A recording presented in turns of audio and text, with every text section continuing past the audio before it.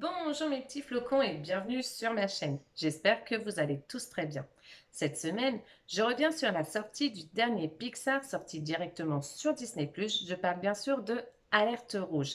Donc du coup, je vais vous donner ma petite critique dans cette vidéo. Mais avant, je vous invite à vous abonner à la chaîne. Je vous invite également à activer la petite clochette pour recevoir les notifications. Je vous invite aussi à me mettre un petit pouce en l'air, ça m'encourage vraiment beaucoup et à me mettre un petit commentaire histoire d'interagir ensemble. Et maintenant du coup, place au générique.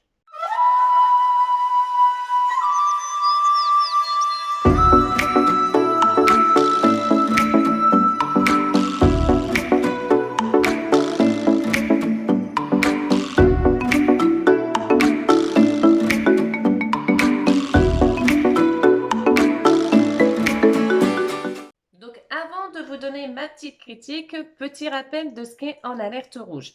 Donc c'est l'histoire de Mayline, jeune ado de 13 ans, pour vous dire, c'est pas un âge très facile, qui est pleine d'assurance lorsqu'elle est avec ses copines, mais qui est très anxieuse lorsqu'elle se retrouve avec sa mère. En même temps, elle veut toujours lui faire plaisir. Mais lorsqu'on est une ado de cet âge, nos émotions peuvent parfois créer des changements explosifs et c'est ce qu'elle va découvrir à son détriment avec une transformation pour le moins animale puisqu'elle se change en pandarou. Donc ce film est sorti directement sur Disney Plus le 11 mars dernier et j'ai carrément adoré. Pour vous dire, on l'a au moins vu une dizaine de fois avec ma fille et ça faisait vraiment longtemps que je n'avais pas autant apprécié un Pixar. Pour vous dire, je pense qu'il aurait vraiment mérité sa place au cinéma. Après, je peux comprendre que c'est vrai qu'Alerte Rouge se trouve plus vers un public féminin et du coup, je pense que la gente masculine aura plus de mal à se retrouver dans ce film et c'est peut-être l'une des raisons pour lesquelles Alerte Rouge est sorti directement sur Disney+. Néanmoins, ce film pour moi n'est pas que pour les enfants, mais il est également aussi pour les adultes parce que tout simplement, les adultes ayant été ados fin des années 90, début des années 2000, peuvent se retrouver car l'identification qu'on s'est fait à cet âge, dont moi j'en fais partie, c'est tout simplement que on veut sortir avec ses copines, on commence à tomber amoureux, on écoute plus nos émotions que la raison. En fait, on voulait tout simplement plus de liberté. Donc, pour moi, c'est un film qui est aussi pour une bonne partie des trentenaires, voire quarantenaires. Côté animation, c'est juste magnifique. Une fois de plus, Pixar s'est montré à la hauteur avec une technique visuelle haute en couleurs. Le travail des matières est une totale réussite, notamment avec la fourrure des pandas.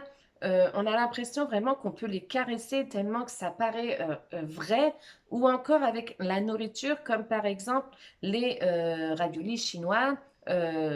Qui paraissent mais tellement réalistes en fait. Et du coup, je trouve que d'année en année, c'est de plus en plus réaliste et c'est de plus en plus magnifique, quoi. Côté histoire, c'est totalement original et complètement inédit. On y parle de l'adolescence. Enfin, il y a quand même eu Lucas et vice-versa. Et surtout de la puberté avec un bref passage sur la menstruation. Et franchement, c'était pas un pari facile à gagner. Et franchement, je trouve qu'ils l'ont fait super bien. Et en plus, avec une grande pointe d'humour. Ce qui fait qu'en fait, le passage passe tellement bien. C'est rythmé du début à la fin. On y retrouve l'amitié, notamment entre les quatre filles. Et je trouve que leurs émotions paraissent vraiment très sincères. On y retrouve également la peur et la colère qui sont les causes bien souvent de sa transformation, pardon. Mais on y retrouve également une nouvelle émotion qui va être la honte. Et pour moi, franchement, c'est cette émotion-là qui va vraiment être le déclencheur de sa transformation. Côté personnage, alors je dois avouer que je les ai trouvés pratiquement tous attachants. C'est vrai aussi que dans ce film, les 4 filles, sont toutes les 4 différentes et du coup, elles ont tous un côté ethnique, ce qui fait qu'en fait tout le monde, peut se retrouver, dans ce film et ça je trouve que c'est vraiment cool. Les expressions des différents personnages pour nous faire ressentir les différentes émotions ont été particulièrement réussies. J'avoue que j'ai un petit faible pour les tantes de Maylin qui sont, je trouve, très très drôles, mais qui savent être très sérieuses quand il le faut. Côté musique, et oui, je sais, pour un Pixar, c'est étonnant, mais c'est inspiré en grande partie de la K-pop. Donc la K-pop, c'est de la musique coréenne. Et franchement, leur musique me donne vraiment envie de bouger, de danser, de chanter. C'est vraiment très, très inspirant. Et dans ce film, le groupe s'appelle les Fortan.